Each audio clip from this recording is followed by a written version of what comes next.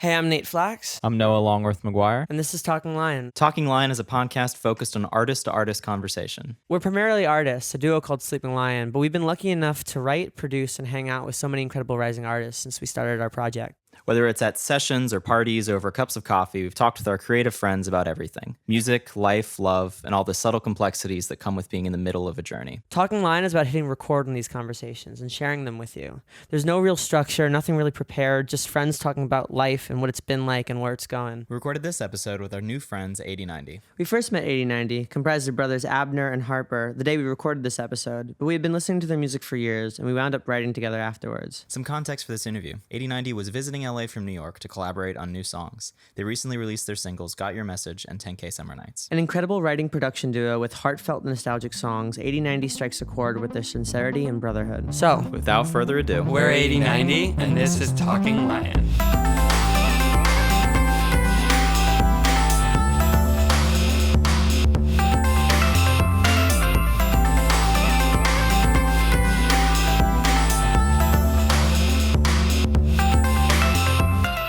hello. Hey, Welcome, Abner and Harper. Abner. And Harper. we have to auditorily do the whole exactly. thing. It's like, check. But coming from New York, appreciate you guys coming by. Yeah. Oh my and- God, thanks for having us. Oh yeah. Well, what I didn't realize we were just talking about it. What I didn't realize was you guys were brothers. Yeah. Because we're born in New York. You're saying? Yeah, but That's grew up in awesome. Maine. Gotcha. Yeah. So East Coasters, all the Coasters. same. East Coasters. But with a better taste in lobster.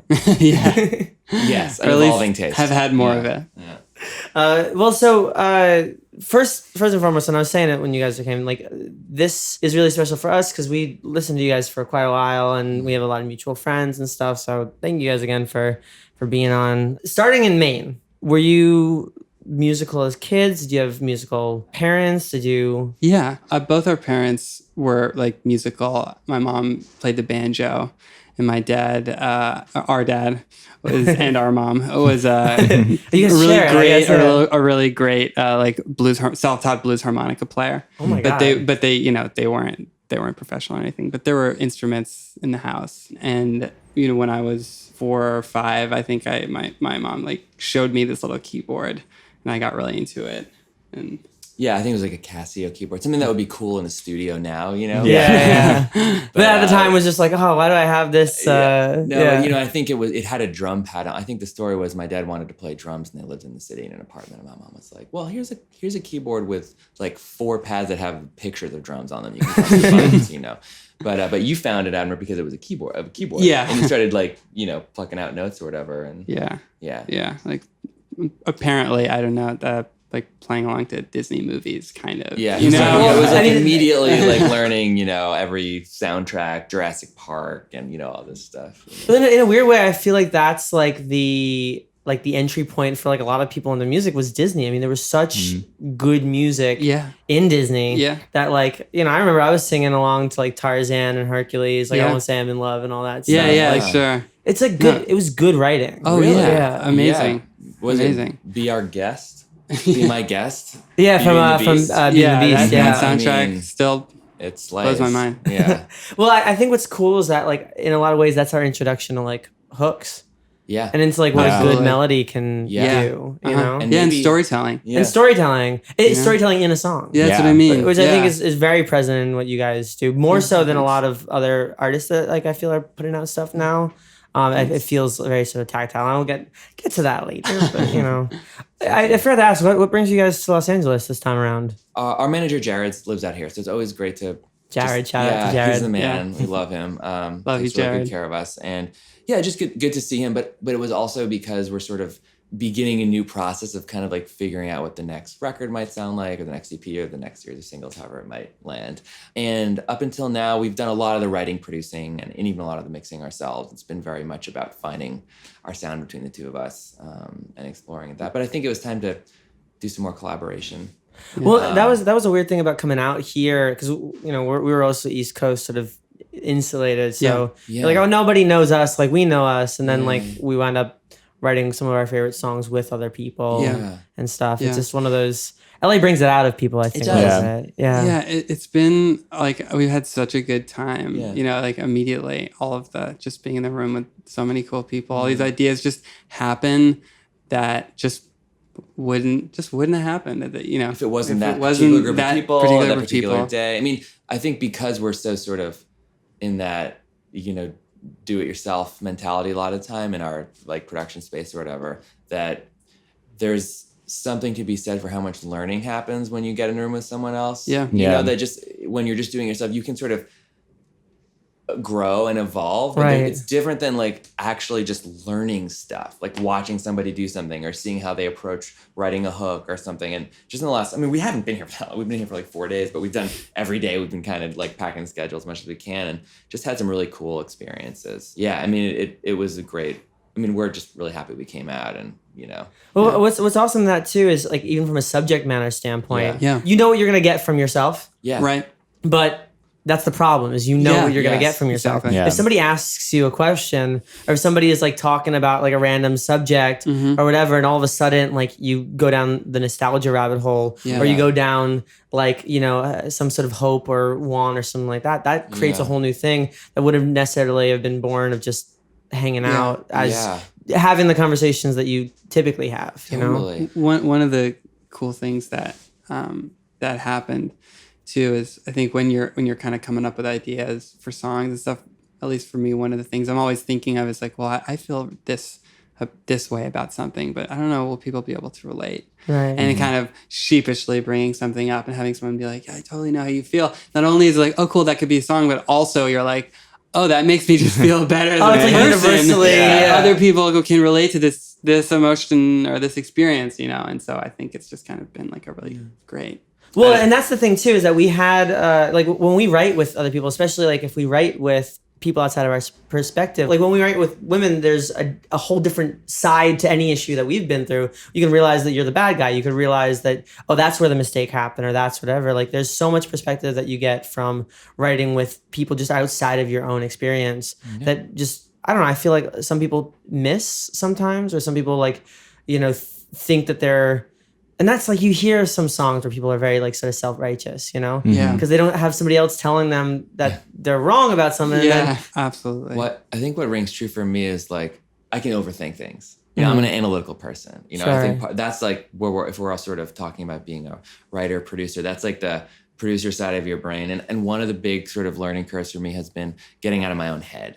You know, and one of the best ways to get out of your own head is to have some other heads in the room. You know Right, what I mean? It's right. like Yeah. all of a sudden you don't feel like you have to intellectualize things to justify why you're doing something. You just have that immediate feedback, that response, that sense of like when people say it's like the vibe of a session. It's sort of like you can kind of like ride that wave a little bit depending on reading the room. Like if an idea seems to like resonate with people, you can kind of go forward without sitting back and taking that moment to overthink something. Well, and having Yeah. that excitement Yeah. there too is so Yeah. important. Like having, Yeah. you know, because you could have these great ideas and then like not necessarily think they're good until you Yeah. bring them up with somebody Yeah. else and then Yeah. they get excited. Yeah. Even a line or a concept. Absolutely. And you know, different kinds of ideas. Like one of the things that's been cool coming out here is that throwing out into the air, because I feel like in these, you know, when you're meeting people and you're really just throwing out all your ideas. I'll kind of throw out an idea that if maybe I was just on a guitar, I would be like, this isn't the kind of idea that I would really do or that resonates with me. I don't know if people, but someone else is like, oh, I really like that. Right. And I'm like, oh,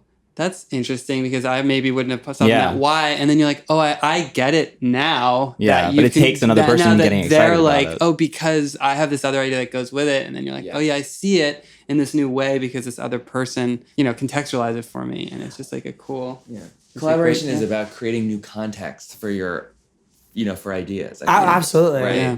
It's about sort of like finding what's special when you've lost the sort of personal objectivity to Yeah. be able to do that. Like Yeah. I remember just like sitting in the room while Noah would like go through ideas, and Noah can like what I think is both amazing and also terrifying about like his process. He could throw out anything. Like he can get equally tired of every sort of piece, and I think he finds the things that like resonate for him, obviously. But I think that also listening to him, I'm like, no, we could use that, or that could be cool. Sometimes to a detriment. Sometimes I stop him one too many times, but Yeah. like I think that's such a cool Yeah. part of like finding that collaborative energy. Yeah. I was just gonna ask, Yeah. your guys' collaboration is that the first like major collab? Like, how did you guys come to collaborating with each other, but also like what was your journeys towards? Sure. I mean, Like I guess we were music. both in bands for. Yeah, I was in a lot of bands in like middle and high school, so I was definitely no stranger to collaboration. I even like I would write a lot with like a particular group of people, and like we definitely had like a really like strong back and forth. Though I backbone. feel like we both, just hearing like stories that he's told me, and like we both were in bands where we were the ones kind of driving. Well, I think what's interesting is I was in a band where I was like the one doing everything, and then I was also in a band where someone else was the one doing everything. Yeah. So I kind of got to have both of those cool. experiences to like figure out like, okay, how much do I want to like give up creative control, and how much do I want to be like just doing stuff by myself? Yeah, for me it was I mean, I was in a 7-piece band, but like I was coming in with the songs. I was trying to sort of rein everybody in from Yeah. like, no, there can't be 3 guitar solos in this Yeah. 4-minute song. Yeah. Etc. We found each other at school. We were both down the hall from each other, and through like a series of coincidences, like I realized he was a great producer and he was getting into production. I suddenly and very quickly was interested in pop writing. Yeah. And that just sort of sparked this early collaboration. But at first, we didn't necessarily know what that meant. Like we didn't Right. know what that looked like. It was a lot of us trying to discover, okay, you're doing this, I'm doing this. Well, like, we do this in a vacuum, we do this together, and it's evolved. I mean, it's still evolving. I think, Yeah. ask us this question tomorrow, Yeah. and whatever, it'll be a different. I think it's like you're saying, collaboration at its best, I think it teaches you how you're most useful. Yeah. Like, and I think that's one of those learning curves too. It's like with Abner and I, it was the same thing. It was like we kind of discovered how are we of the most use to this project quickly. It was like, what are the things that we really contribute? Not the things we wish we contributed or the way we like to think of ourselves, but when it comes down to it, what do we each really have to offer to this moment or the song? And when you throw another person in there, or 2 other people, Sure. it's like that changes. And so it's like in every situation, it's like I find myself thinking, you know what, in this situation, I'm going to be of most use on the guitar. I'm going to be of most use like jumping on the computer and doing some of this, or I'm going to need to punch up this like verse, or whatever, and just like trying to get better at like identifying how I can be useful in the situation. Well, what's so fascinating know? about you guys too is that like you never had an opportunity to meet. Is that like there's no Right. sort of origin story around like Well, yeah, where right. you guys like Totally. Yeah. we met when you were brought Yeah. home from the hospital. Right, and, yeah, exactly. But did you guys ever like play together when you were kids? Yeah. Yeah. Yeah. Totally. Who played what? What was the early band of it? Yeah, it was. I think it was mostly. When I was younger, was playing piano. Hart was playing guitar, Yeah. and so we would kind of. It was unofficially. We would Yeah. jam sometimes. In our sort of official bands when we were in middle and high school, which were punk bands. Well, I mean, that's the best way to describe it. Do you remember I any know of their that. names? Because there's some of those are some of the best names. Oh. Well, because we were joking before, like you were saying, Blood Harmony is how Yeah, you guys yeah. sound so good together. Yeah. But like The only- Blood Harmony also sounds like a great. The only band I middle was school in, band. the bass player came up with the name Where's Clarence? Where's Clarence? Clarence? Yeah. We still don't know. We still don't know. We still don't know. Yeah. I this think. day. I think. I mean, for me, it was. We would kind of we jam like unofficially, and he would be in his bands and kind of I would be in my bands, but I would go to his shows and be like, "It's a cool band," I think, and I think there was a sense at some point when we both got mature enough to acknowledge it that there was some shared admiration, Right, and that right, if yeah. it made Because were you playing in bands too, and were you coming out to the shows? Yeah, And yeah, And they were great. And so we would they were better than my bands. You know what I mean? Yeah. do you remember the name at all? Yeah, well, okay, so yeah, one of them was called Capital, Capital. with an AL. Okay, that's Yeah. cool. That's and cool. it was really not much of a story, just like after going through 1,000 words that we all I couldn't always deal feel like with. you were into Oasis and it was like vaguely British. Yeah. That's. And I mean, that makes sense. Yeah, which is funny because that never occurred to me, but totally on think like a that's- subconscious level, that's probably what was Capital. going on. I was in a folk band for like 5 Yeah. years, and it was called The First Law. Cool. Sort of because it sounded Wow. folky. Yeah, it sounded yeah, like, oh yeah, yeah. what is this? Oh, it's yeah, a folk band. right, yeah, right, totally. We were like, that band was kind of, in retrospect, it was like it was like a cover band, but they were original quote unquote songs, but I'd be like, this is an Oasis song. This is a Muse song. Like there's the only kind of internal consistency in the discography was that it was just like different bands we liked. Oh yeah, I mean for us it was Interpolations, I think, is that? Well, they were No, like, not really. nah, yeah, but something short of an interpolation. Right. Like it was Yeah. like in the style of Sync Yeah. Library, and I didn't Right. know it. Yeah. That's Very fun. a very amateur one. Now, did you guys get along growing up? Like Or did you fight? Did you? it was kind of like, you know, bitter enemies, best friends. Yeah. Right. Depending on the moment. Right. I think our closeness comes out of our Yeah. mutual savagery. an admiration for how much We you guys say- screw each other We over. got a lot of like- the fighting out of the way when we were younger. That's Yeah. good. Yeah. Yeah. I feel like my brother and I are still like, you know, I mean, recently we've been a lot better, but it was just one of those things where, you know, I feel like growing up felt much more like an obligation for us Yeah. Right. than like something that like could be an opportunity to be, Yeah. Yeah. you know. Yeah, So that's understandable. it's so cool though that you guys have this thing together though. Yeah. That, you know, It is. you guys can join teams at Thanksgiving to explain what the hell you're doing. Exactly. Well, yeah. that was the most loaded yeah. ever. Yeah, I exactly. think- It's yeah. like say I no think more. there's, you know, Say there's no more. still there's like a level of comfort where there's still room for grumpiness and petulance. Yeah. you know, but that's, let's knock on wood here. But that seems to be about the extent. About the extent. Sure. of it, you know. Yeah.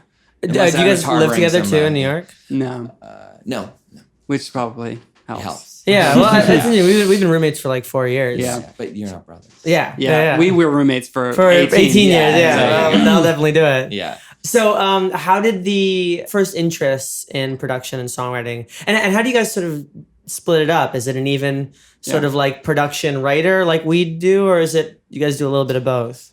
I think we both do both. I'm more of a technical producer, and then for the band, I would say it's his stories. Cool. Yeah, but there's definitely, you know, a lot of overlap in all the areas. Yeah. You know, in ways that are not insignificant. You know, both from, you know, Harper writing and me producing and all Yeah. that stuff. I think once. Yeah. Yeah. Yeah. I think we exchange like big picture, small picture roles. Yeah. Like, and I think that was one of the funny things about collaborating with some people who are really producers is like neither of us having to be in front of the computer. Pretty fun. Yeah, Yeah, that's it the was best. Really it was Yeah. amazing. But you know, in the sort of duo environment, it's like it's great to have someone who's either not small picturing the lyrics or small picturing the production at any given time to keep it on track. That's what Yeah. I mean, that's Yeah. where we Yeah. like. It's the clear thought versus like Yes. actually executing Yes. Right. things. So Yes. you know, knowing what you want something to feel like and how it hits. Yeah. Versus like, okay, does this snare work? Does this Yeah. like Right. kick work? Does Yeah. this, you know, line or melody? Yeah. Well, that's really cool. I think it's nice that you guys are able to find those. Do you like being in front of the computer, or is it because for me, I almost get a little bit anxious. No, 100%. Yeah, You know, no, like, I I'm mean, sure like, gun I to our agree heads we with could do you. it, but, like- yeah, I don't feel at home really Yeah. in front of. I mean, I like envy people who do. It seems like it would be so empowering, but it's not me. Yeah, No. But yeah, no, but Abner's like, you know, he's really good at big picture stuff. Mhm. You know, I'm more about the rabbit holes sometimes in the production stuff. When you guys were first starting, who was sort of more on the business like minded side? Like who was more sort of planning the? I think I can answer Yeah, that okay. question because I think it's like it depends on what you mean. Okay. I think I was, you know, because I have a sort of the production writing space, and I work with other artists too, and so like I kind of was like one of the first to get to understand like how rights work Right. and BMI and ASCAP and registering and HFA and all that kind of stuff. That's like the kind of Building blocks like, of the business back of end it. stuff of Yeah. how things work. But in terms of having a vision for the band's path, I think Abner was the first one to really start kind of conceptualizing yeah. steps and stages and you I mean- know and a way forward. And then we more and more I think share that vision. Right. Which I would say after the conversation we just had, it feels like a similar dynamic. Yes. Where it's that there You are know. there are pieces that are not Yeah. insignificant, but it's harder to sort of articulate. Yeah. As far Yeah, as it's how just it- in terms of the kind of the roles in the studio and the roles in the band and the, Well, the thing's like kinds of people that It Right. we we on are. stage. Abner's you know? a little more forward facing, and I'm a little more like back end kind of like facing.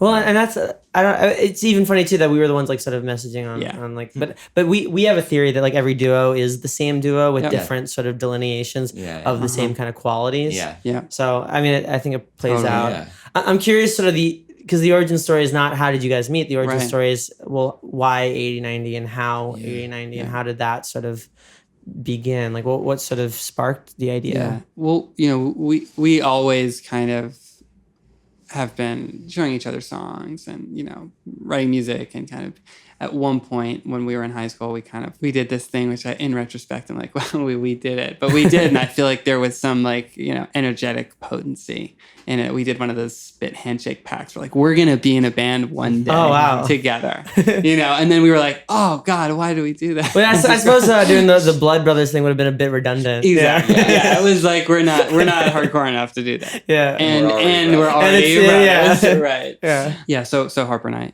we always wanted to do that. And then I think it was about when Harper came to New York and started kind of set up his space and really having like a place to do that, and starting to get to know his way around a studio. And at a certain point, it was like, it just felt like it was a time. Well, I just knew that there were songs lying around that were cool, that I Right. wanted to see what we could do with them. But I think it was like weirdly a transitional from thinking of making music as like you get a 4-piece band together with a guitar, bass, and drums, to realizing there was like a whole other world of sort of like, weirdly, pop is more like conceptual art. There's a million different ways to put stuff together. Right. And I was like, maybe that's really, I just had this inkling. I was like, maybe that's the context that these songs are going to work in, that this is going to work in, more so than a traditional like, band format. Yeah. And I think it was right around a time when like, it was just, these days it's easier to do that, Yeah. Well, I love what you're saying about how pop is more conceptual, because I think people kind of miss that. Like, I Yeah. think, because we were in folk stuff, we were in rock stuff, and a lot of that, you can sometimes hide behind what's sort of happening there. The genre. But yeah, or but something. because there's so much pop music and so much sort of vying for attention, you have to have a concept that's clever with a melody that bumps and like and hooks and whatnot, with a way of presenting an argument that hasn't been heard before. Yeah. It feels like court. I think the funny thing is, like, this project was really the first time either of us had done pop music in any way. And I don't even know if we could call what we do pop music in a pure sense, but I think in a sort of more general sense, it was so much closer than what we'd done before to pop music that it was like brand new. And so to us, like, or to me, I was like, I don't know if I'd ever programmed an 808 before we did our first song. Like, I don't even, I think I learned what that, I don't want to overstate it, but I think it was sort of like, it was brand new. And so there was something about it where it was really, we did it with the agreement that it might be bad, and understanding, I say, it might be terrible and we might not put it out. You know what I mean? Like our first collaboration together. Yeah, and I think that like freed us to pursue. And I think no one of the things pressure, about the kind of pop music thing is, or that kind of sandbox, what you're saying is, it's really when you realize the toolbox like becomes unlimited, when you're not thinking about like, oh, the 4-piece, it's no longer like in middle school, high school is always like, okay, what does the guitar do? What does the bass do? And that's what what do you the have drums to do? work with, Those are the only yeah. questions, as opposed to, oh, how are we gonna, make this? And I think for both of us, it was like the first time we had ever really done that, and we were kind of like just had a lot of we were having fun doing was like, it. Oh, this guitar, we can pitch it up an octave. Let me see how that works. Oh my God, that's cool. It was like really that, it feels almost like naive in this kind of ridiculous way, but it really felt like this new thing. I mean, and I had gone to school for jazz guitar, and like So you had it all at we were like fingertips, like yeah. musicians. It wasn't like music with me, but it was like this sort of thinking about that we could do it. I think it was what it was. Like, oh, we can just do this thing where we can kind of just like go into, open up a session and just like do whatever we want, and it's okay. It counts as music. It was fun, and we kind of just like went in this song and just kept coming back to the studio in our free time and just working on it without any kind of sense that it would get finished at all. What year was that? It was it was like the 2016. 2016. Yeah. Well, what I like about you guys is that even like what you're saying, it is hard to call it pop because you guys like blend genres and sort of circumvent genres, but there's always a pop sensibility to it, which Yeah, I think for is sure. like really like admirable as far as it goes. What was the first? Because you're doing this around 2016. What was the first song you guys put out? 3:30. 3:30. Yeah. I didn't even realize that was their first song. That's Yeah. because I was saying when you guys first came here that I first heard that song like in the middle of a breakup. Oh my So God. it just like comes on. I'm just like, oh, it's true. It's It's true. like it's incredible. Man. Yeah, it's just it was like a breakup playlist song, Yeah. Yeah. like on repeat. Man. How did that song come to be, and what inspired it? That song was one actually that was kicking around for in various versions for a long time, and not because honestly there was any sense that like, oh, I have to get this perfect or anything. It was like I actually just had this little riff, and it was kind of one of those things that was kind of fun to play. So I think I just would kind of pick up a guitar and just kind of The main. the kind of the like the chordal thing behind it. Actually, Oh, it was yeah. kind of like a calming, hypnotic thing for me. I would just kind of pick up the guitar when I wasn't thinking and do it. And so I think in a weird way, like it took a long time to finish it because I kind of liked when I picked up my guitar as my go-to noodle. You know, I like the little vocal chop that's in there too, especially Yeah. like just like That was leading Harper. into it. Yeah, like that's. That was one of those things angst where of it was the whole thing like, in one little. you know, the most simple thing that probably took us like 20 iterations of editing to figure out what it was, and it's da da da da da. You know what I mean? Yeah. It just for whatever it's like the context that was it, you know, and then it ended up being the kind of like thematic thing that ties the sections together and its transitions and it's, you know, But it works so well in that transition. Thank You also, is there a slide guitar in there? there's a lot of bending. Okay, yeah. It was sort of like it was sort of in the script of doing the production. It was like there's got to be kind of country guitar element in here. Yeah. At the time, I was actually working with like a kind of rootsy band and also playing some guitar. I feel like I was like discovering a kind of more Nashville style of guitar playing for the first time. It was probably just like what was on my mind at the moment. It was very Nashville. Like I just Yeah. assumed it was. Yeah. From Yeah, I kind of like Nashville, I yeah. kind of was really like doing a deep dive into that for this project. And the song, And it this song fit just really had a well with country it. thing. It And kind of Amber's has- always like been into country music Yeah. since from the outside in. Was, you know? was there a truck on the album on the cover art?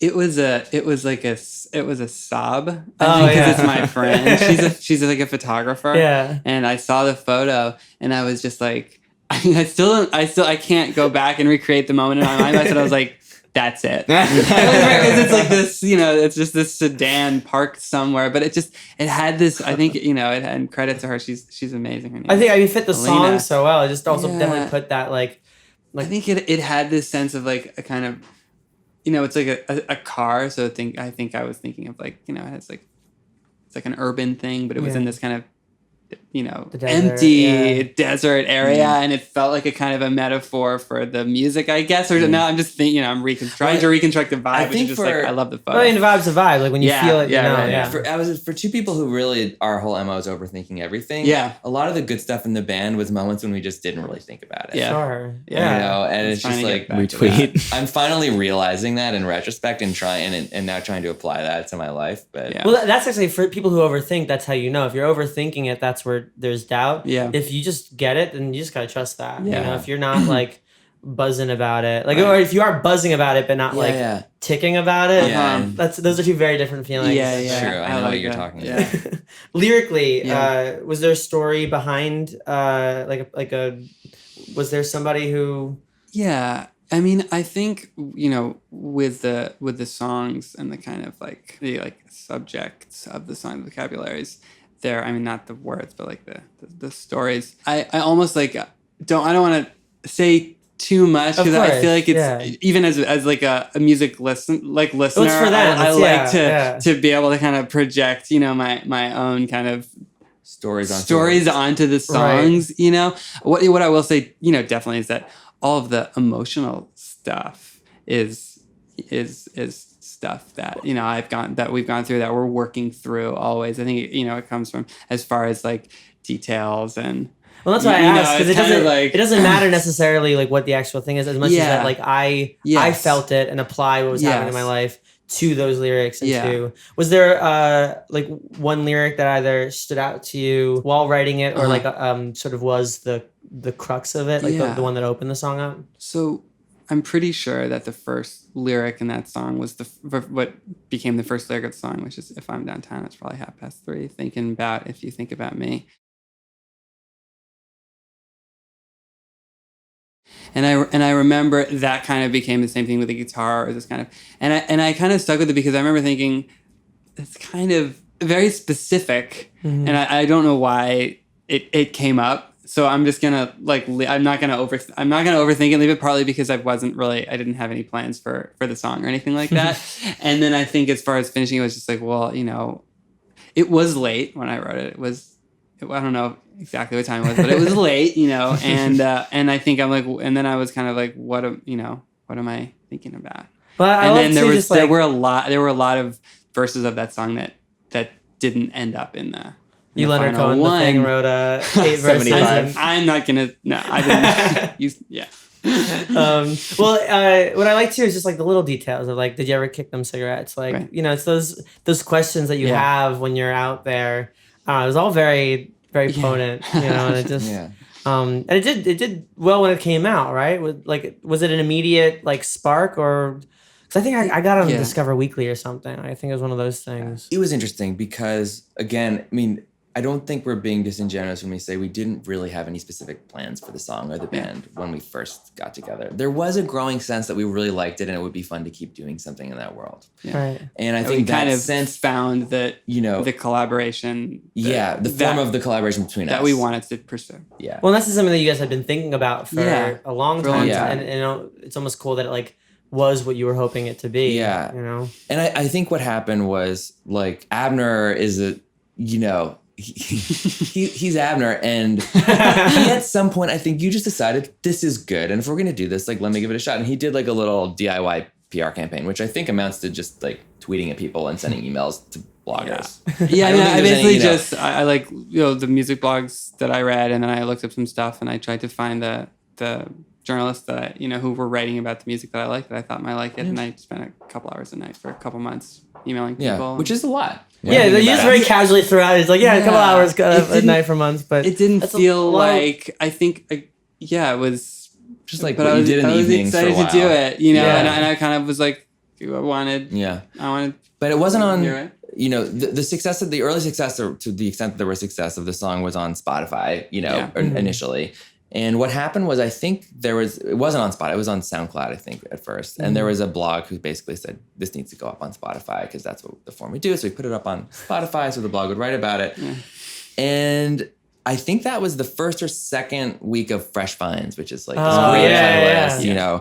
and it made it on there, which is, I think there's maybe some investigation we could do into it, but it's sort of a mystery and it's kind of fun that way. And, we got someone tweeted at us. Yeah. And this is cool. and the woman who created it is an amazing sort of curator person. Athena? And yes. Yeah. And we owe her a lot of gratitude. And she was a big supporter of us. And I think what happened was the thing that happened, it went viral, and it just skipped to another playlist and then another. And it was really just, it was sort of out of anyone's hands, I think. We were really, really lucky. It did really well. And it was sort of like, more than anything, I think, just a confirmation that, we were on some kind of right track and we should do more songs. Yeah, And, and it was also like- kind of gave us like we should do this. So Right? sometimes It's I think it's validation that it is yeah. the thing to worth focusing on. I think I'm more of a sort of cautious person than Abner, in some ways, maybe not in the important ways, but like in some ways. And for me, I was like, okay, maybe I can, put more energy into this, And I was like, let's burn our lives down. We're in a band yeah, now. yeah, exactly. So I think it was like, it was great. And we just feel really fortunate that anyone heard the song at all, honestly. Yeah. Well, it came at a very important time for us and everything. And that is just whenever a song can have that relationship with people and I then get to thank them for it. That Yeah. always means a lot to me. That's Well, and like us too. such a, Really. that's why we do like make stuff. Even on our most sort of discouraged days, we're like, all right, well, if this song is connecting with somebody for something, because somebody's finding you essentially Yeah. every day, Yeah. like for the first time, which is a crazy Yeah. thought, but so after that, what was the kind of like follow up? Like, what was were you guys a little bit nervous about following up, or was it? I think like, yeah, of course, Mhm. but also I think we were just like really excited that I think we're like, well, that got it to seemed do- like we should do more. Yeah. We're like, it's not that we're we're trying to convince ourselves. Maybe it's like, no, it seems like we should do more Yeah, because we we have want permission to. to do this really fun thing more. You know, it was like, I think there, you know, we hadn't stopped kind of working on new songs and stuff. So it was kind of about, I think the first EP for us was about figuring out, okay, 330 kind of could go in some different directions in terms of the influences. Like, so is it more pop? Is it more kind of country? Is it more whatever? So the EP for us was about kind of triangulating. This is the band. This is the context 330, you know, exists in. Right. And then also just, you know, whatever their favorite songs that we have what right is, now. what is cool though is that like, you know, like triangulating, sure, but I in a lot of ways also expanding on it. Like I think like there are plenty of people I know who with a single like 330 would just make a bunch more 330s, whereas I feel like what you guys did was like, okay, well, this is sonically where we're at, this is lyrically where we're at, but this is not necessarily from a genre standpoint where we're at. Like I think if you were to listen to like that and Dreams next to each other, you know, there are different songs tied by and different styles tied by like sonics and lyricism and stuff. So I mean, I think one of the things was a little bit like, how far can we go in that direction? Okay, now how far can we go in that direction before we leave the world? You know, Right. And also from the first song where it was like the infinite possibilities into the second song, which is like, well, there were clearly certain things that like maybe worked and certain things that will work, but we want to explore doing different things. But they kind of set up some kind of boundary or gave us some sort of looking back on what we'd done, like, okay, so this is kind of the world that we're in now. So it was, I think for me, it was a challenge to kind of figure out how to not just try and recreate it, but how to like keep doing the band like in a convincing way that felt like authentic and that felt like, you know, how do you make a sibling not a twin? Yeah. Or a friend or a stranger? Yeah. Right? And I think we're kind of still figuring that out. I mean, I think that's like being in a band versus like being a writer or a producer. It's like you kind of have this other thing where you're trying to create one thing out of many things. You know, it's like you have a lot of different it's also songs, but harder it still has writing to be when- the band. Yeah. when you're writing with other people coming back and trying to figure out, I mean, on the one hand, you get that experience of trying to write something for a sound. On the other hand, now you have all of this whole other palette that you can use in your stuff. And it's like, well, I really want trap hats. Yeah, It's like, totally. I mean, not really. No, You know what I mean? totally. It's like- Yeah, but like of that's the thing course. is you suddenly have Yeah. all these other things to draw from. Yeah. You almost like miss the day as a limitation of like, oh, Totally. this was a lot easier to do when there was less choices. Well, I also remember David Street at BMI had this great analogy, which I think about often. It's like when you're a writer, you're like you are producing food, like you're like a chef. But when you're an artist project, is like a restaurant. Like you want that the front-facing version of that restaurant to be coherent. Like you don't want to show up to a restaurant like it's got tacos, but it's also got sushi, and it's also got fettuccine. Like that's not a good restaurant. Like you don't want to go to that restaurant. So like you want something that even if it's diverse, like that it's Right. But you also want a cultivated and, diverse like- menu. Yeah, you want a diverse You want menu, to- but it yeah. needs to be diverse within like basically like cultural bounds. Like like this makes sense to me because it's like grouped by this thing.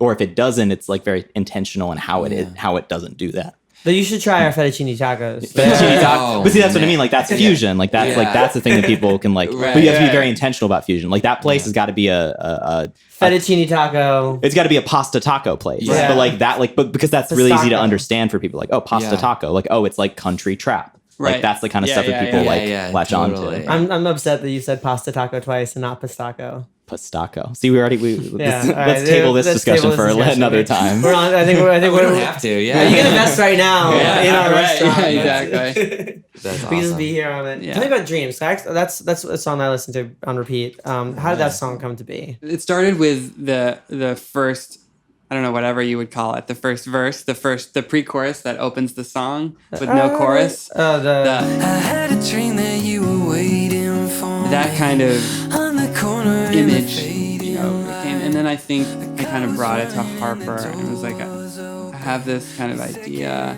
It feels kind of, you know, I mean, in my opinion, it feels kind of hooky, but it doesn't totally feel like a chorus.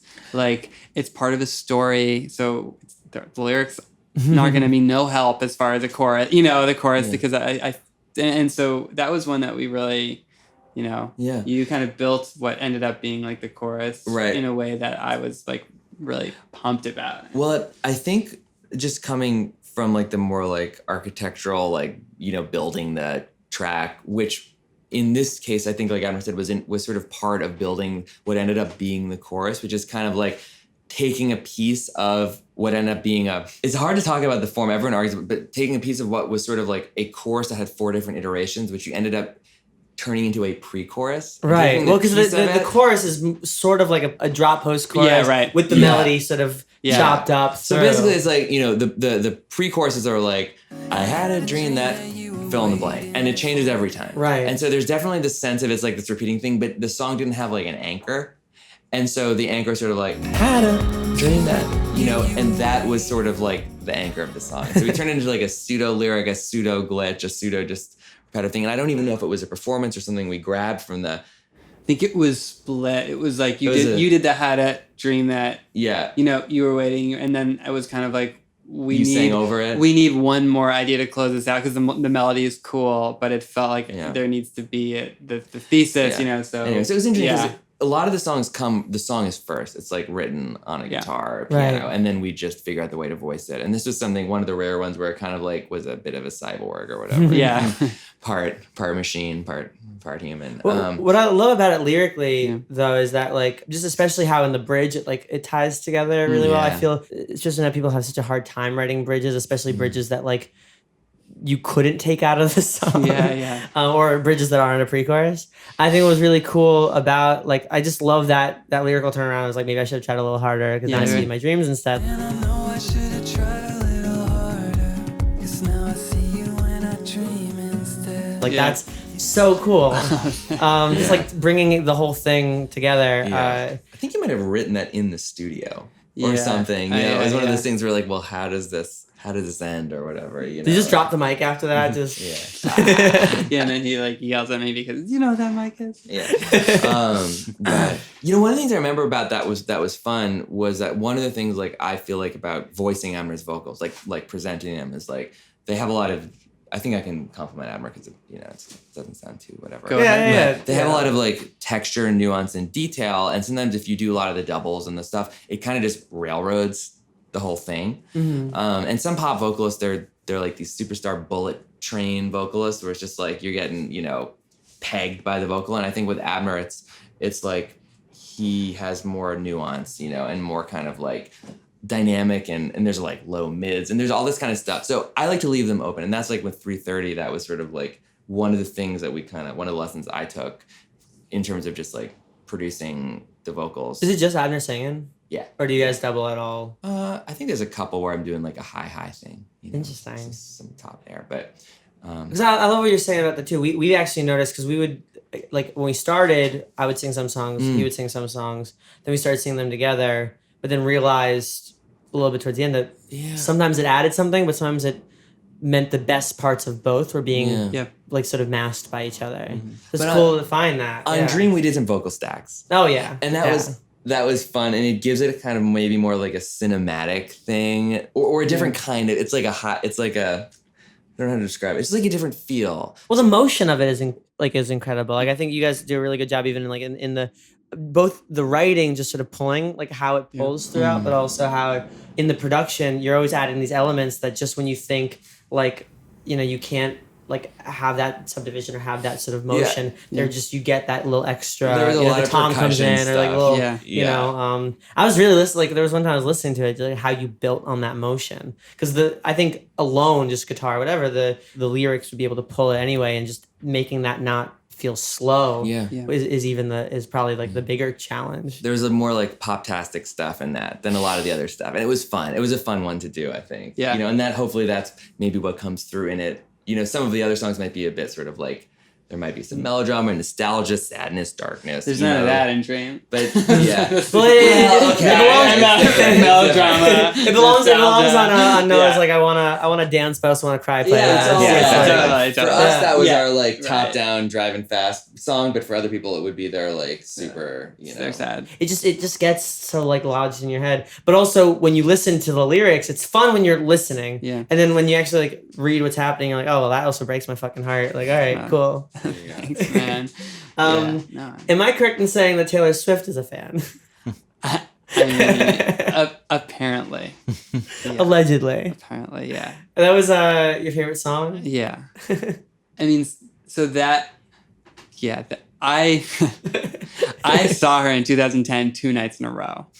on the Speak Now tour. Oh, nice. So that was a big that was a big deal. Yeah. I mean, that was kind of one of those things where I'm just like, well, I guess, it's gravy or whatever the rest. It was like that was kind of for sure. That she's there's hard to talk. You said that you're starstruck just Exactly. No, you can see. Yeah. I'm sorry. For context, for Talking people about listening, that. your favorite song wound up on her playlist Yeah. on Spotify. Spotify, Yeah.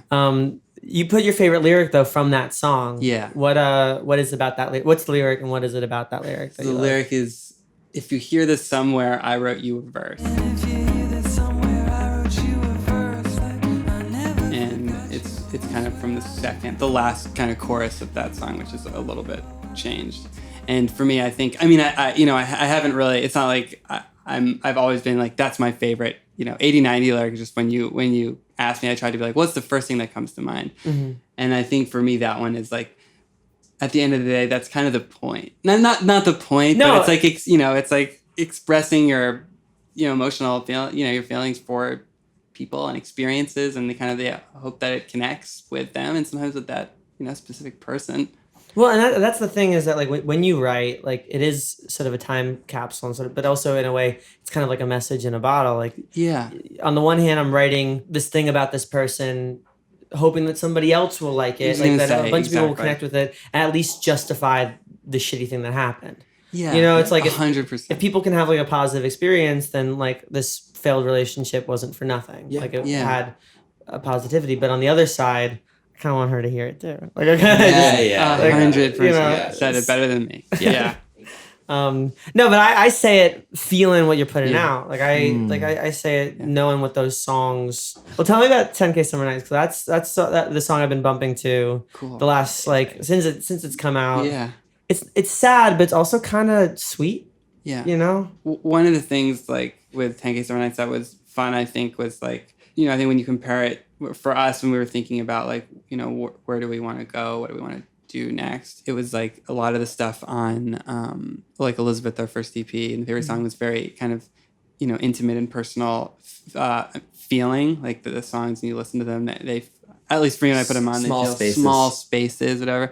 And it would like be fun to kind of do the opposite, do like the more of like a widescreen kind of cinematic kind of feeling, like a small indie movie, like something where they would like, Sweeping score. And, yeah, exactly. And and so I think, building the song sonically, bringing a real, a kind of a real drummer, and some of the going from, Will You Be My Heartbreaker Tonight to like 10,000 Summer Nights is kind of just a way to kind of say like I think like for me that was like so affecting about like, Romeo and Juliet or Titanic. It's like the kind of the smallness in the context of the bigness, and how the small things between, you and a person can feel like the biggest thing in the whole world, and so it's kind of, I think, using this way we built the song as like a metaphor for that, kind of trying to make it feel as big as it feels, even though it's like about, two people. Well, what's cool is even just how it opens. You Yeah. know, it has almost like the theme first, just coming in on that high, like sort of distant, like almost haunting.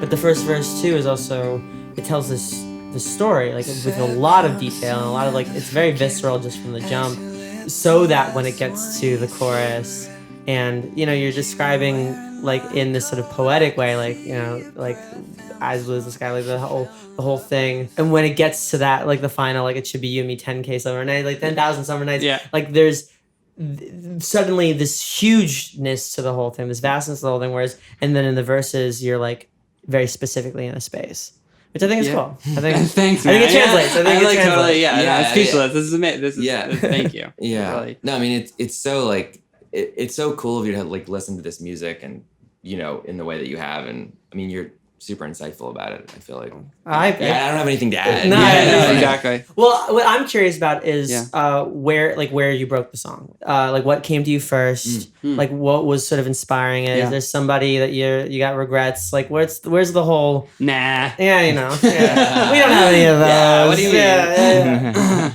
I think there were a couple important moments actually with the song as far as the writing and then actually the production. With the writing, it was the chorus first because I think it's like easier to think about things that way or Yeah. something than it is to think about, just like subconsciously or whatever. Right, It's kind right. of, that's like an easier emotion to live in for a while than thinking about, well, why is that not the deal? Right. And so it took a few just versions of saying what's the story here, and like how do I really feel, like what is this, why did this kind of come up. The other important part of the song was really in the production. I mean, I think it was the first song where we had drums on, like real live Oh, drums cool. on, Yeah. which was fun. Who And I played? think like it also created. An amazing drummer. I'm gonna give a shout out, Charlie Culbert, Cool. who does a lot of work at the studio that we're in too, and he's just like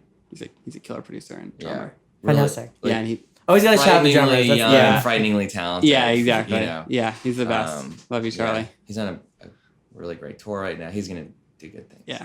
Yeah, and that, I think it's like, it was funny. It was like this phase we must have been in about trying to make things bigger and more spacious. And it was like that, and the more recent song we did, Mm-hmm. both sort of like, we're trying to just make this bigger, grander, more bandy statement, I think. And, in retrospect, it was a tough song to like figure out production wise.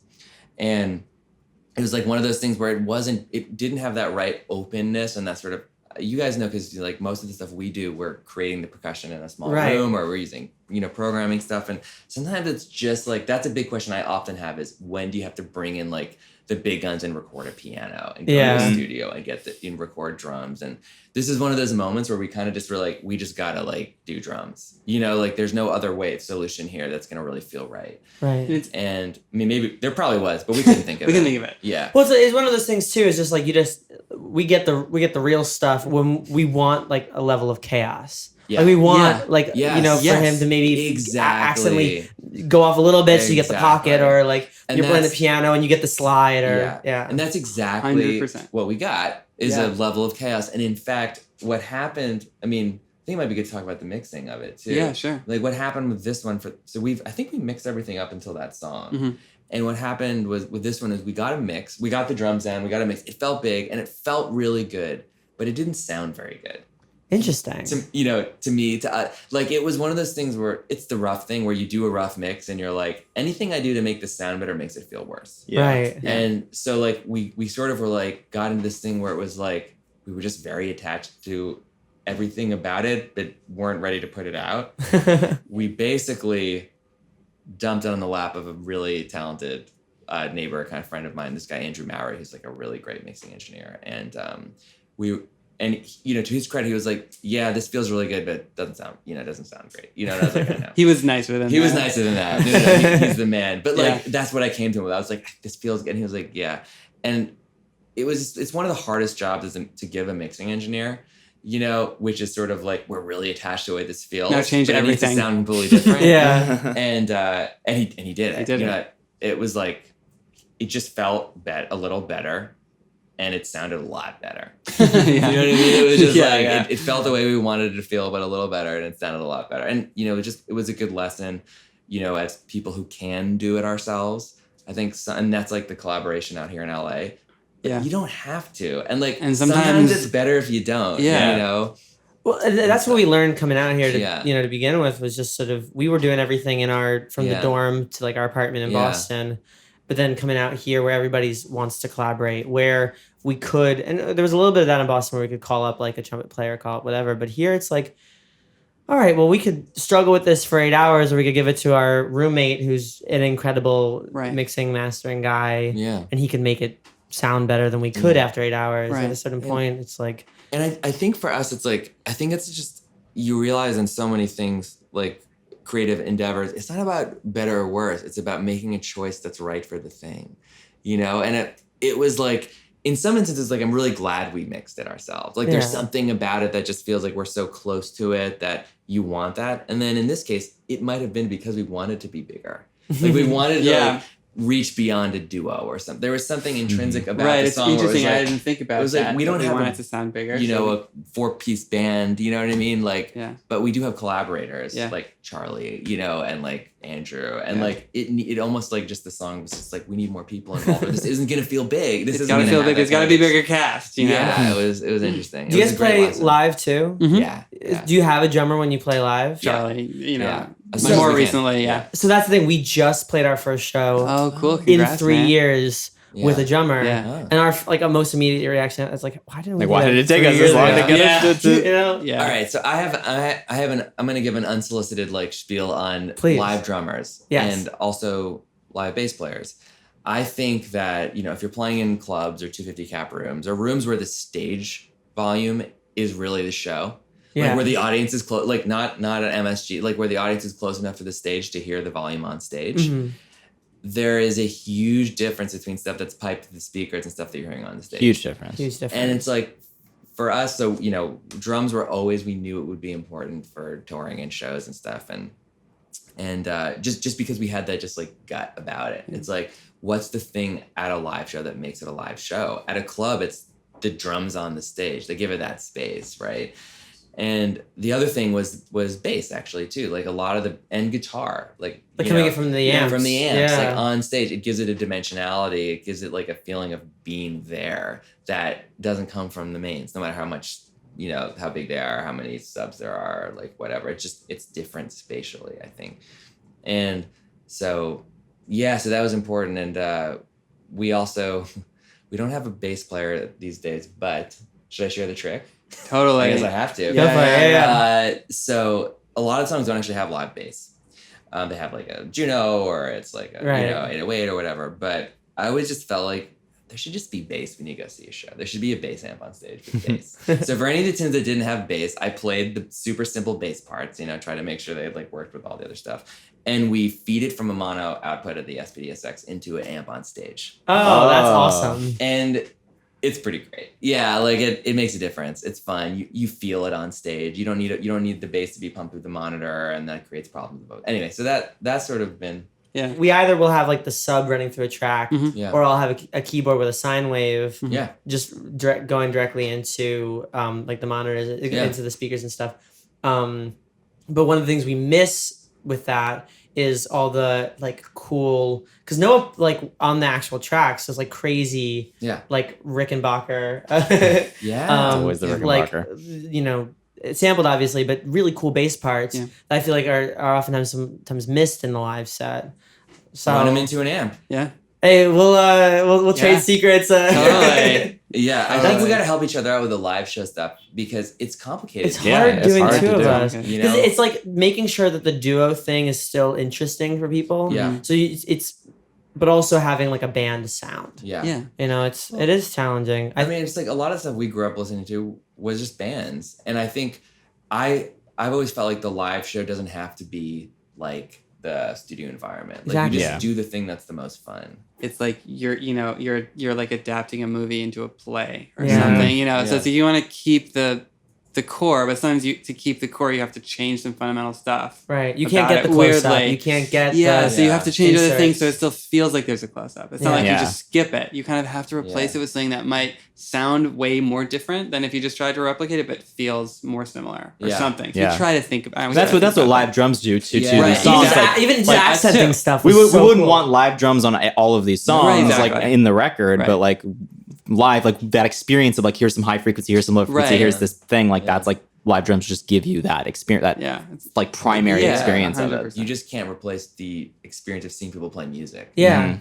Yeah. Well, that's the thing. We could do all these cool things with our SPDs and Yeah, like yeah, everything yeah, like that, yeah. but at the end of the day, people want to see a performance, Yeah. and especially like the more complicated we make our live set, the more boring it is to watch. Yeah. In a lot of ways, like So the we're just more like up there things. fiddling like with not like it's- Yeah. it- I mean, we got to the place where I was like, I don't have to do anything but play the acoustic guitar, and then I was like, do I? Yeah. And like in Dream and stuff, when we do it live, the rhythm acoustic is just in the track now Yeah. because it's more fun for Yeah. me to not Well, have to deal.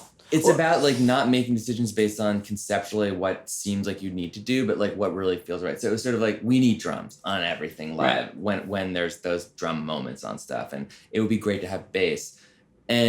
But you know what? When we put the acoustic guitar on the track, it feels weird conceptually, but in the moment, it works. You know, so you just like do the thing that works. You know, Well, and then And it's just like I don't know. I feel like because how long you guys have been playing live? Like since you started? Yeah, pretty. You know, like I would say, like a few months after. You know, It's we like put our building a first house song on out. top of a house. Like Yeah. in a lot of ways, like when we started, we were broke as hell. We Yeah. needed to fit our setup for a show into an Uber pool. Yep. Because otherwise we wouldn't be able to afford to play the show. Yeah. So all of our stuff was like very compacted, very Yeah. like what it was necessary versus now like, okay, what do we want? How Yeah, should it sure. sound? What is this doing? What's that doing? And it's like When- trying to rebuild over that structure. Totally. I'm a huge fan of like, don't commit to doing stuff that is like too expensive or not fun or so complicated you never do it again. Like at each stage, it's always been about like sustainability. Like what are we going to be pumped to do like 100 times?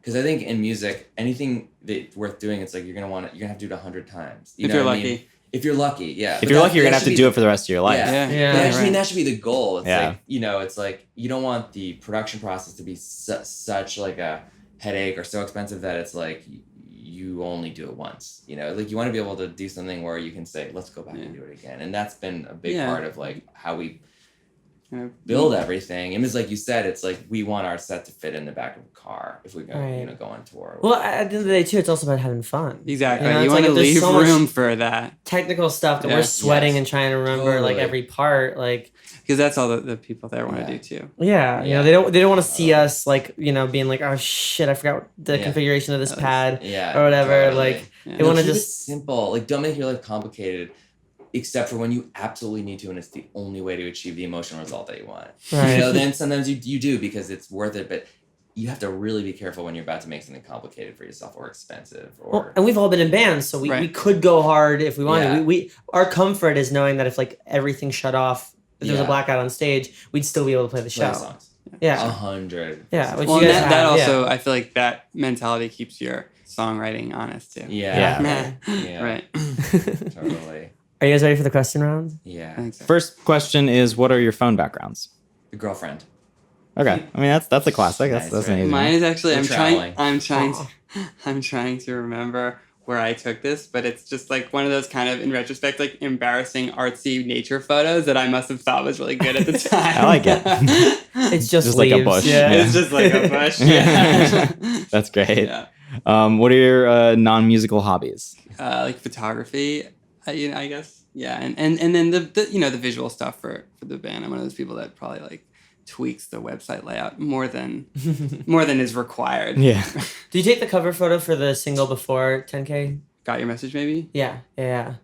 That's another kind of source photo from a friend who's a photographer that we just really love. 10K, same thing. That's kind of how we do it. For me, I'm always like, it's almost like I pretend there when we talk about collaborating in sessions. I'm like, well, I have friends who this is like what they do, and I love seeing like photos they took that they're kind of passionate about, and I'll ask them like, here's a song, like, do you have anything Oh, that's that cool. if you'd be willing, His to- name's Zachary Deloach. He's great. for Yeah. got your message. Got your message. Oh, And then fantastic. 10K is a friend was named Rid Berman, and I sent him the sign. He was like, yeah, I think I have this photo, and he sent it to me for both of them, and I was just like, yep, you do.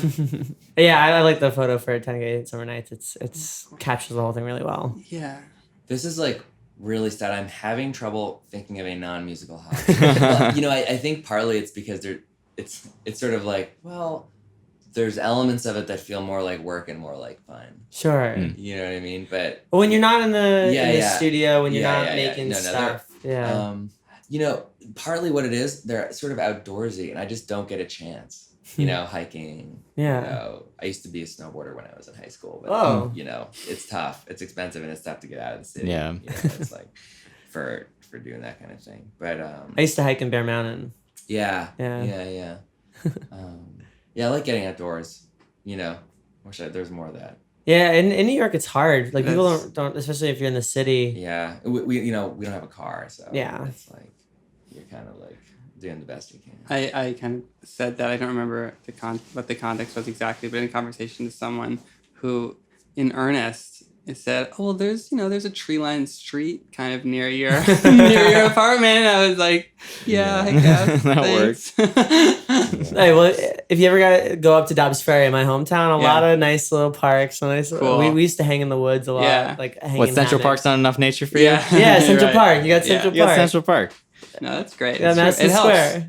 Madison Square. Yeah, I'm right. thinking it's like it's sad. It's like when I'm out of the studio, I used to play jazz guitar. Yeah. You know, and sometimes I'll like learn a standard. You know, but it's like it's just like nothing to do with anything normally what I do, but it's sort of like a nerdy. I feel that though. I broke open a beginner's lesson in Bach book Yeah. the other like Oh a my couple God. couple It's weeks so months sad. ago in Knoxville, Yeah. and I was just like opened it up. I'm like, it was just a totally different part of my brain. Yeah. like it felt like non-music, like not like 100%. it felt like a different You're thing. like, Right. "Oh, I'm finally out of, It felt like a studio. break There's- from the stuff that I'm normally you know, doing. and it's like, oh my god, come on, get a We life, we do dude." trivia weekly. Like it's guessing Oh, yeah. Ryan. Yeah, Oh, yeah. man. You know, like we Yeah, are right. we are like I like that part of my brain, just like having to. 'Cause I do I bike every day, and I also do Oh, crosswords every day. Nice. So it's like those are little Yeah, yeah. Those are percolating. That's great. cool. Yeah. Just I feel like, especially when it comes to lyric writing, like outside of living your life and Yeah. interacting with people and getting your heart broken, and Yeah. or worse, being happy, Right. Yeah. like and all the fears that come More around that. stressful, right? Yeah, it's more stressful being happy. You have to sustain that. You Yeah. know? Right. At least when Way you're more work sad, goes into that. it Yeah. sustains itself. Yeah, You know. exactly. Uh, That's funny. but yeah, I don't know. Things that just like make me have to like recall stuff Yeah. feels like a separate skill, but also Mm. feels like Related. it's related Yeah. because I need to remember the thing that so and so said to me. I need to remember that, but I also Yeah. need to know, you know, how much money the Blues Brothers made Right. when it came out. For trivia. for you mean? trivia. That's really funny. That's fun. Do you have any skills that you would like to have, or skills that you wish you had, like woodworking? Yeah, no, I wish, honestly, I wish that I was like a better athlete. Ooh. Like, just because, well, for a lot of reasons, I feel like Yeah. my life just would have been better if I could throw a football, you know? But yeah, I just get really jealous of people who are just like, you know, intuitively just seem to know how to do it. Yeah. This is cheating, but it's like I have aspirations of being like a chill person. You know what I mean? It's like a life goal. I'm like, I want to be one of those people who people are like, yeah, he's pretty chill, you know. That's yeah. I don't know if that's Yeah. a skill. No, but I feel like that it might answers the be. question, though. Yeah. Okay. Cool. I'm out. I That's have to great. go. It's like a shooting star. Please let me Yeah, have right. 10% An more ounce chill. of Yeah. Which fictional universe would you like to live in? Man, is it like really messed up to say Blade Runner? No, that's awesome. No, that's, that's a great really cool. answer. That's a good answer. It just seems like a horrible place to live, but like I don't just it's compelling. Not if you have to money. me. Right. Yeah. Yeah, the Tyrell Corporation. Not if you're a Yeah. replicant. Yeah. Well, I don't know. Isn't Seems the like an whole thing hunting iffy them universe down? to be a replicant. They seem like they're having fun. Cool. Getting hunted down. Like getting hunted down. Yeah, Yeah. they're running. I think I remember growing up and the first time I heard, I know this is not supposed to be musical related, but the first time I heard Definitely Maybe, the Oasis album, Oh yeah. I was just like, I want to live there. You know, I mean, it felt like that was they created a fictional. You know what I mean? And I was Yeah. like, I don't know. In retrospect, actually, that I really would have wanted to live there. You know, but that was a very that was a That's, moment that's for me. interesting. Well, that's how I felt about the Coheed and Cambria like comic book. Like all of the records were based off of this comic that the lead singer had made. Oh wow, It that's was cool. really, to me, it was really cool. Yeah, yeah. It was like this like space thing, Yeah. but also a writer who Yeah. was going crazy. I don't know. Well, I think it's like on some level, I think a lot of us like the sort of world building quality of making music, and especially Yeah. in a band. I mean, that's one of the fun things about a band is like you get to build something bigger than a song. Yeah, Yeah, mini concept series or album. something. Lord Yeah. Huron says about at least one of the records that it's like set in a world. I don't think he says it's a concept album, but I love that band, and I always feel like Yeah. that's part of why I love them is like just such a strong sense of place. Yeah. Yeah. Even It's a sonically. place It you feels wanna like they have be. rules of their Yeah. own. Yeah, you know? exactly. I They can think- kind of get away with anything because you just like want to be there, you know. Yeah. one of the things that we've kind of talked about a little bit, I think, is like not doing anything like literal like that with the stuff, but it's almost like building out the neighborhood than the town. And this song is like maybe happening on this street, and this song is happening, it's like a little over there, but it's like what you're saying. It's one of the fun parts about it is Well, creating to that kind of- degree, I yeah. almost feel like Forever Go is a concept album. Yeah. Like you don't necessarily think of it like that, but Yeah. he is. But you get the essentially- concept after you listen to Yeah, it. he's going from sad guy in the woods to Bon Iver. Yeah, like at the yeah. end, he's Yeah. sort of Yeah. resigning. Yeah. Yeah, and I think he talks a lot about how he thinks songs and places should have this connection. Yeah, I mean, well, in Holocene, The whole Or- second album, right? it's like a places. places. Yeah. Yeah. place. Yeah, Well, it's and cool. these will just be places to me now. Yeah. Like he's, Right. Yeah. the idea of like we sign all this meaning to stuff, and Right. the third album is almost trying to strip that away. Yeah. In like a cool sort of place. mind blowing. Yeah. No, seriously. What would you say your superpower is? I could tell you. I could say yours. Okay, You could say okay, mine. okay. How about I think that? That's great. way That's Yeah. great. easier. Yeah. For me, one of the things that's been the coolest thing about this collaboration, with Harper, is that I feel like he like has this ability to drag the most abstract kind of emotional concept out of the ether into like reality, make it something real. And like reality is something that I have I think a much less grounded relationship to. I remember for a favorite song, I was like, I want I think the production, after we talk about it should feel like I'm like sitting on a bed kind of playing the song, and maybe it's kind of raining outside. So we co-produce. Right. And he was like, oh, okay. And I was like, yes, that exactly. And so I feel like that for me, that's Harper's superpower. I think Abner's is that it seems to me that you have always known who you are. Ooh. I think that's it. And I think Yeah. I think the emotional truth of who you are, when the the idea or the image of who you are maybe changes, there's always been an underlying emotional truth that you've lived by and never questioned. And I think that it just allows you to kind of move forward in interesting directions. Yeah, that's no small thing. I mean, I'm often confused about who I am and who I want to be.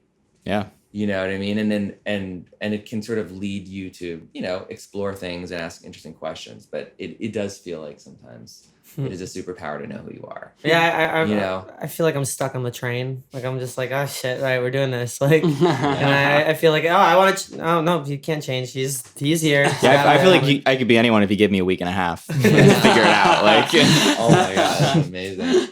Like That's every also duo, a superpower. every duo is the same duo. Like, Yeah. That's funny. all right, now the most important question. Most important of question. Talking Lion. Yeah. Would you be a pirate? There's this I would be a pirate in the way that the Steve Malkmus song, I don't know if you've ever heard it. He sings a song about pirates. Those pirates, the lead singer of Pavement, I don't know. Oh yeah. Okay. Anyway, I think that kind of pirate. I was gonna say like Pirates of the Caribbean pirate or like Pirate Time pirate. Pirate Time pirate. Nah. That's pretty No, dark. well, sort of. We go That's back and super forth. dark. Pirates of the Caribbean, pirate, sort of. No, I mean you're talking like it's not a glorified version of a pirate. Right. Like realistically, you're a human being living Right. in that time. Like, would you work for the East India Trading Company, or like given the opportunity in that world, like would you like? No. No, I mean, No, sorry. That's no, that's the foil to being a pirate. Like Okay. like that's like a straight laced job in Oh, that I time. understand. Like, I yeah. Yeah, would you be a suit, so to speak, or would you? Or would you just be a rebel? fisherman? Like, I don't want to be a Oh. criminal in this world. Like, that's sort of the thing we're playing with. Okay. So here's I'm gonna contextualize my answer. I don't think I have the proper historical background to give you the nuanced response that this question. No, that That's I a can very tell there's intellectually honest. There's there are a lot of different ways to answer that. I think the fact that we're all here, doing this suggests that there's something about us that we're not necessarily drawn to the totally straight-laced thing. That being said, the amount of cruelty and danger that would actually be involved in being a real pirate, I would probably not be down with. Either one. Yeah, I just feel like I feel like In summary, Yeah. Love's Rebellion does not want cruelty and danger. That's basically my That's- position on piracy. Yeah. Mine's like, give me a little cruelty and danger. A little. No, Nate thinks he can beat the system. Nate thinks he would be the best pirate. Right. Yeah. He said this has been said on the record many a time. He would be the nice pirate I've that been doesn't nice hurt pirate. anyone. Right. Yeah, Well, but yeah. the nice pirate still might not be a dude you want to meet, you know. No, I would still fuck up the bad people. Yeah. Right. Like, I got no problem, but I would do it, like, I would do it, like... It's like I'd give- a Batman pirate. Yeah, I would be Yeah. like Batman, you know, but, like, if Batman didn't mind, like, cutting off digits. Right. Yeah. Whoa, Wow. that's All right. Cool. I respect that. He doesn't kill, just gets rid of your... Yeah. Batman's kind of a pirate. Yeah. Batman he- is kind he of a is. Yeah, pirate. and Batman definitely maims people. Like, I was we- gonna say. Yeah. There Like- are some fingers. I don't know if Yeah. I'm with Batman morally Yeah, a lot of no, the no. time. Yeah, Well, that's the whole Batman's thing. like, I will not kill somebody. I'll paralyze them for life. Yeah, you know, like exactly. yeah, Batman's got some weird. Yeah, he's like, I Yeah. refuse to kill this person, just Yeah. like they're a vegetable. I don't Yeah. care. I didn't kill them. Well, it's really, you know, the pirate thing. It's. I think we just make things into cartoons immediately Mhm. in our minds. Yeah, We're like pirates. The cartoon. It's like, but the real version of stuff. There's a lot of real versions of stuff that wouldn't be very fun. You know, but the cartoon version sounds like it might be fun. You really, both of you really grasp the ethos of why we keep asking this Cool. question on the Amazing. podcast, and I really appreciate Cool. that. Okay, Cool. I feel like you might just learn more about someone based on how they take the question and Yeah. how they answer it. Right? Yeah. yeah. Would you be a pirate? No, I'm Yeah. of the mindset that I just don't want to. Because Yeah. that's the thing. It's like in order to maintain power in a pirate world, like you have to show a lot of aggression, and you would have to like do a lot of Yeah. stuff. Like, and I don't want to mess with that. I'd rather just like. Yeah. Yeah. So you can be the captain. Yeah. That was my first mate. But also, No, I just don't want to be a pirate. I don't Yeah, like right. sailing. It's just like Yeah, it's fun in sailing. theory, but Yeah, that's yeah. not really my vibe. I like sailing. Yeah. I want a boat. I want to name a big boat. 7 Seas. Sailing line. What do either of you have tattoos? No. No. What would your first tattoos be? If you gun to your head, you have to get a tattoo right now. What's that tattoo What's- shops actually work? If you walk in, they hold it. up they hold the gun to your head. Well, I Oh, was well, just this Or is- it doesn't have to be that dramatic. It could also just be The like, this is funny something thing I've is, I thought feel about this getting. is like the tattoo Abner would get if he had like any inclination of getting a tattoo. But I think I should get like a sleeve dragon tattoo.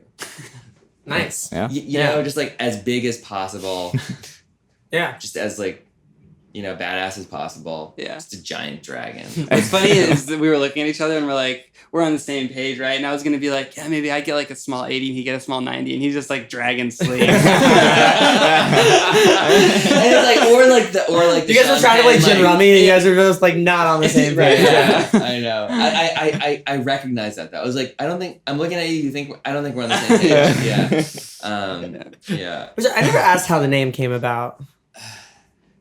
So, yeah. Well, there's like, yeah. The name I think came about because First of all, first and foremost, you know, we wanted. I think we wanted a name that didn't immediately like box us into a specific genre. Sure. You know, I think we kind of wanted something that we could 'Cause it like was grow early. into. It was Yeah. early, and also we wanted the kind of flexibility to kind of develop. We could grow into it, and then we just kind of cycled through a lot of stuff, and it's kind of like it's going to be maybe one of those annoying answers where I don't know if I want to actually, because people like will have a lot of guesses, and I really like all the things that Sure. people, and a lot of times they just kind of think, it's like decades of music, or it's like it's like speeds limits, or someone's like, there's the highway called the 8090 that runs through my state, and I thought that was so, and we're just like we're cool with all of them so It's a far, good so they container. don't feel the need to clarify specifically. Yeah. And it's numbers, so there's something a little bit sort of, but it's also we spell it out, so there's Right, some kind right. of like,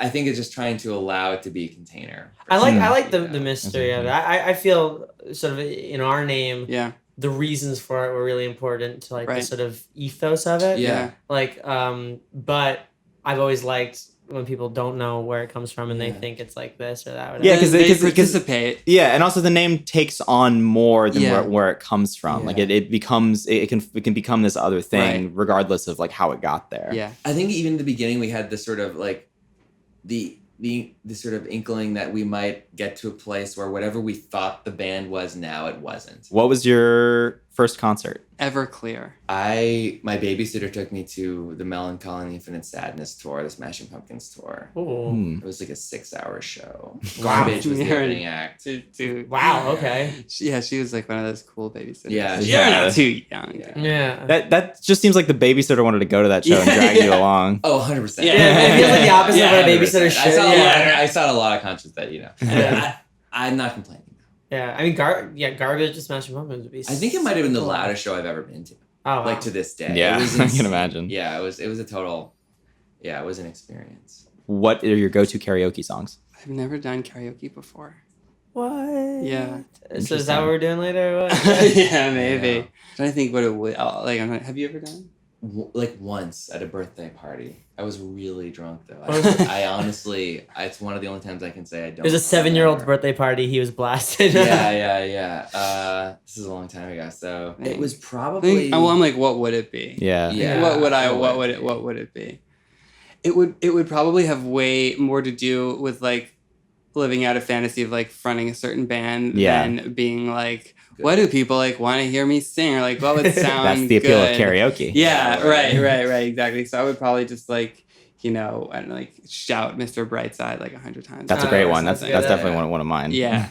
I would like love to sing the Black Parade too, Yeah. because Oh, I would yeah. not be able to do it. But like all the epicness at the end, like that would be fun. Yeah.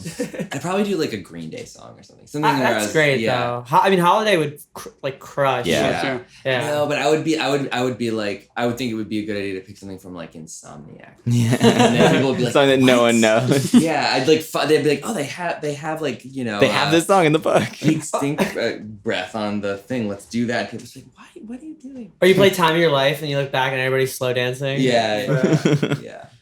What are your favorite movie, book, and TV shows, respectively? Really like that movie Magnolia by P.T. Anderson. Oh, yeah. I really liked a lot of Mad Men. I don't know if I have like an all-time favorite book, but the one I have the most like visceral memory of reading was the Golden Compass. I just remember like, being young and kind of picking that up. And I was like a little too young to read it, which kind of I felt like was the perfect time to read it. It's funny. I feel like I like things where it's like more thematic than plot driven, and that was like the first movie where I was like, whoa, what is human? Mm-hmm. And there's that scene with Rutger Hauer on the roof, and he's Yeah. sort of like, I just remember that scene being like a moment in movies that like really like made me think about what it is in art that I like, and there are these really thematic things with very human moments, so I think that movie was spoke to me. Also, I just like sci-fi stuff. Well, it's also just like in Blade Runner, it's like if you can't tell, does it Yeah. matter? Yeah. Certain stuff like Yeah. that, which I think translates to Yeah. anything. If you're happy, Yeah. like that's as real as anything else, or that's as whatever. If you're sad, it's as real as anything else. It's like Yeah. if you're a robot or if you're not, or if we're in a simulation, or Yeah. favorite TV show. I probably watch too much TV, and as a result, I'm having trouble thinking of like a great. But you know what I'm really enjoying is The Walking Dead. Oh, yeah. That's a good one. And like also it's been around for so long, and this is sort of like weird and like cinema snobby, but I don't really know very much about it. But I was like, there's something about the way it looks that's great. And I was like on the phone with Admiral. I was like, what is it about this show? And he's like, I don't know that show. I was like, I feel like it's like shot to film or something. It's like, and it turns out like it's one of the only shows that's still shot to like 16 millimeter or whatever. That's awesome. Because I didn't know I think that. it's because they That's just crazy. started that way and they kept going. You kept giving them the money to But do it. it's just it's both really difficult to watch, but also really easy to watch because it just like it looks super nice. And Well, that's the thing. Around the middle, like Yeah. I sort of tapered off. I was a big fan for a Yeah. while, but Yeah. there's definitely like because characters started leaving. yeah. but- It's one of the most sort of like horrific shows out there, and they break all kinds of like rules about like lines that you shouldn't cross as a TV show because they're just too upsetting. But one of the I also like horror movies. Like Sure, I like I just like really scary shit basically. And I think I realized it's because the good stuff, there's this sense that what you walk away from with is sense that normalcy has a lot of value. Mm. Like normal Definitely. stuff. Like Ooh. it's like these people, when there's a scene where they're just like sitting around eating food, you're so relieved and grateful you can just like watch that scene for a second between zombies. There's sometimes that scene just like gets interrupted so viscerally. Well, that's the pacing of a horror what's movie. Scary Yeah. about it. But yeah, and I think it's just like it's weird. Sometimes I mean I don't know. Maybe that's what it takes for me to like. Yeah. Like- so I like being scared. Yeah. And I think that's right. You know, I'm thinking about like probably some of my favorite movies are horror movies. You know, like when I was young, I saw The Exorcist. You know, and that sort of like. I can't do horror movies. It's not because I love watching horror movies. I hate going to sleep after. Yeah. So I have like always I'm very the same vivid, way. Yeah, I have Yeah. always very vivid dreams. Right. So I'm like, oh, I'm not scared watching this. I'm not like Yeah. whatever. But I like, am.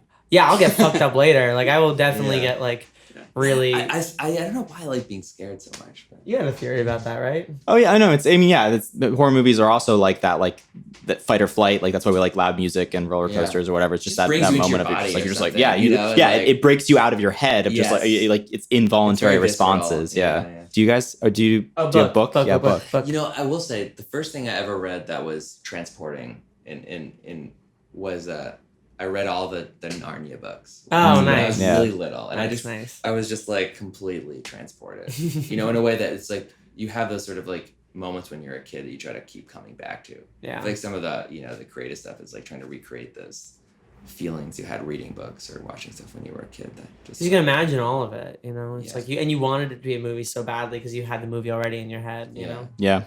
Do you guys have a favorite sound? Yeah. I mean, this sounds like really cheesy or whatever, but it's the first thing that came to mind, which is at the house we grew up in Maine, like the back porch, there are these like really, really big trees, and they kind of their branches overlap, and so if you like hang out on the porch, you kind of and like the wind's blowing, you kind of just hear like the leaves kind of rubbing against each other in a way that's like very soothing. I like that. Well, Yeah. you know, it's a thing that we like don't have in cities, which is the what we call quiet in nature that's not actually quiet at all. Mhm. You know, it's like that is something that's really hard to find in the city. The crickets and the Yeah. It's like the cicadas world and the- breathing. you Yeah, know? yeah, Yeah. It's just like that, and it's like I think it's one of those things that does fry you the most is not having access to that kind of like quiet.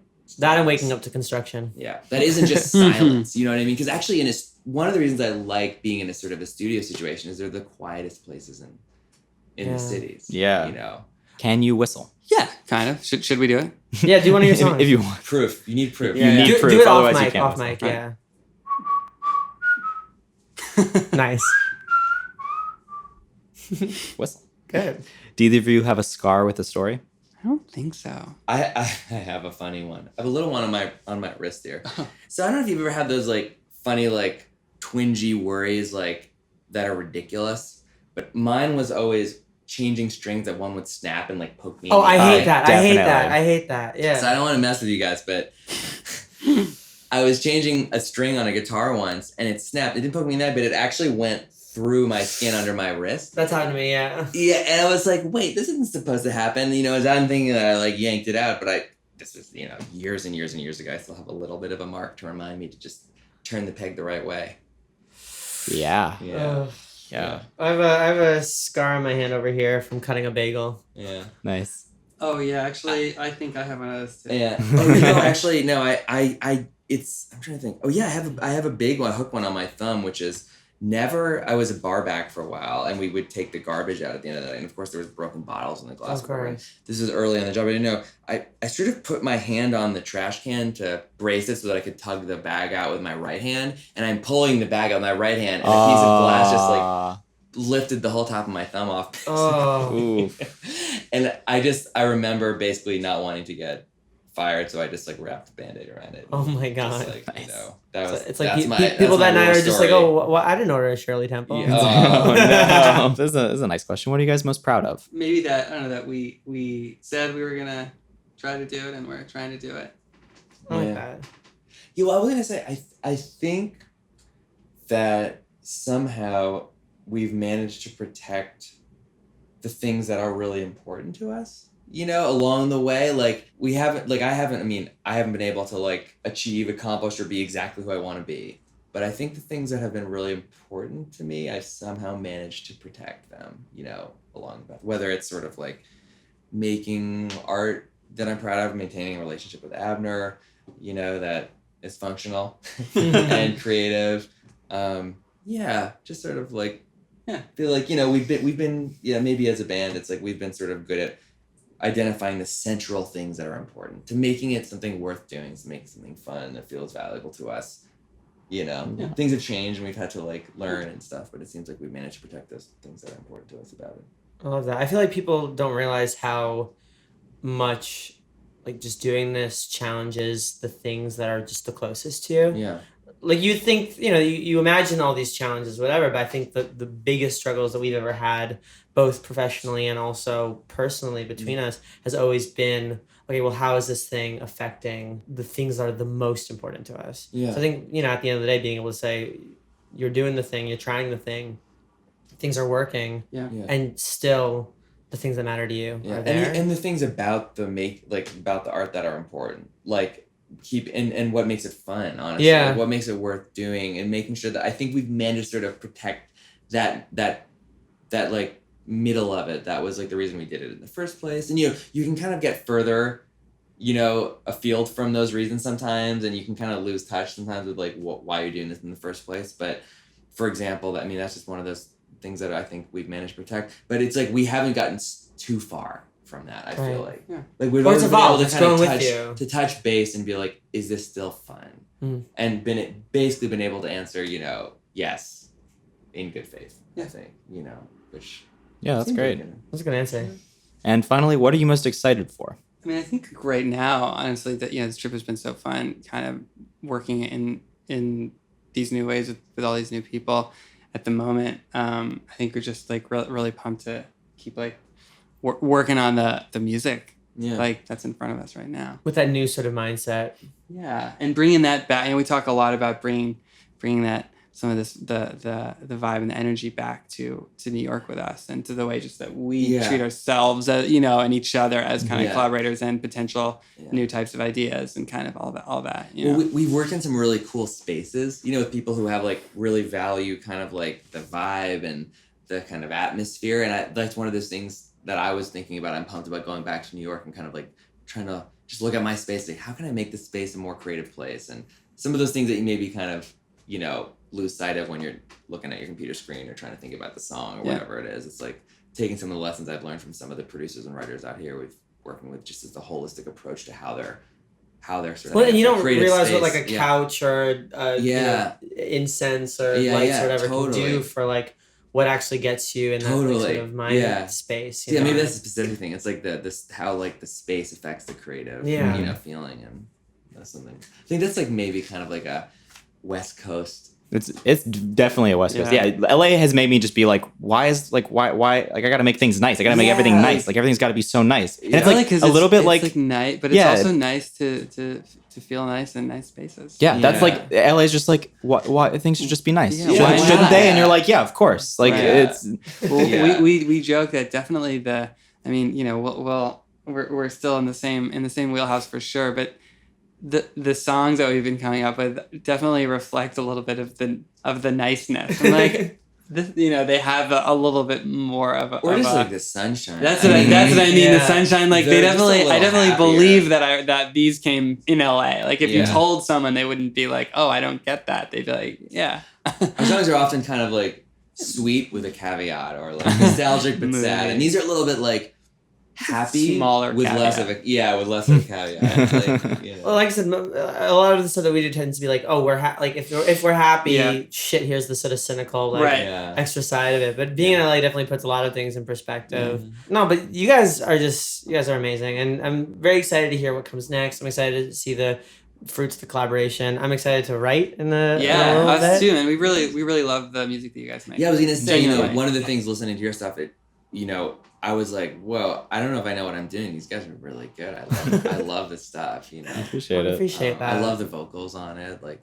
they feel really like unique and So world building. It feels Sweet, really all of it feels really cohesive. There's a really clear kind of but nuanced perspective. That's really great. Well, nice. It's going back to that sort of musical theater and to Disney. I feel like if you're going to make a song, and what I like about your songs too is that it follows that ethos. Is like if you're going to make a song, it has to have some sort of argument, some sort of like reason. And part of that is like using the verses to develop the story that then gets sort of refuted or like, you know. It's like a perspective. A perspective on it. Yeah. So I don't know. I just I'm really grateful that you guys came on. I'm excited to are. write. We're so and- grateful to be. It's been really fun. Yeah. Well, thank you guys. You had eyes like stars, they were blue as the sky, and we were two kids dancing in disco ball headlights. I would have loved you for the rest of my life. It should be you and me, 10,000 summer nights. And I still see you when I look at the sky. You were in every star. I watch you dancing in the moonlight. Whatever happened to the rest of our lives? It should be you and me, 10,000 summer nights. We would like to thank Jägermeister and Isotope for their early support of Talking Lion.